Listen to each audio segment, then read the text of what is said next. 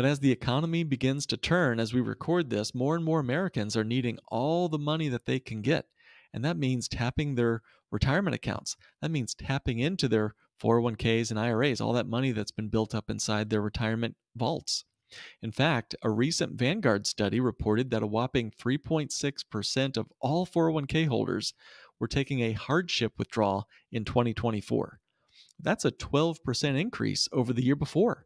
And a whopping 40% of Gen Xers have exactly zero retirement savings at all as they enter into their early 50s. I mean, guys, let that sink in for a moment. So it's just startling to me that so many people are living paycheck to paycheck and struggling with unexpected expenses. Credit card balances are also hitting an all-time record high, which shows that there's really not much more folks can do than put things out into the future. Now, many millions of Americans are borrowing against their 401ks right now as you listen to this. Now, candidly, I think 401k loans are one of the biggest fleecings of Americans I have ever seen. Sure, you can take up to $50,000 as a loan against your 401k, and that 401k loan is not going to be reported on the credit bureau like Equifax or TransUnion, so that's cool. It doesn't impact your credit score when you borrow. Fine. But there are so many devastating effects to the 401k loan, and we went into great detail on this back in episode 206, Bank on Yourself Loans versus Everything Else. And so I'll just cut to the chase. One of my biggest beefs with 401k loans is that they tax your money twice. Yes, it's one of the only ways you can be taxed twice on the same dollar. Think about it.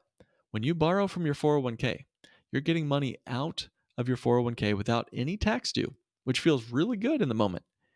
And then you're on a forced repayment plan, getting that loan paid off on their schedule over, let's say, the next 5 years.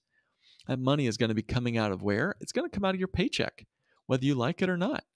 And that money is after tax dollars going out, meaning they're going to deduct taxes before you repay that loan to the 401k. So that's the first time that your money is taxed inside that 401k. Now it's back inside the 401k, but it's now again tax deferred. So the money's going to sit inside that 401k now that you've paid off the 401k loan. Now, in the future, in retirement, when you're taking money out for groceries, let's say when you're 71 years old, you're going to have to pay taxes on that 50 grand that you borrowed out a second time to get the money out of that 401k for good. So you're being taxed twice on the same dollar. So to summarize everything, it is so important that we know where we're putting our money and what it does. In the show notes of today's episode, we put together a simple chart that walks through all the major attributes and characteristics of what your money does when you put your money in the traditional financial retirement tools out there that are known to so many average Americans.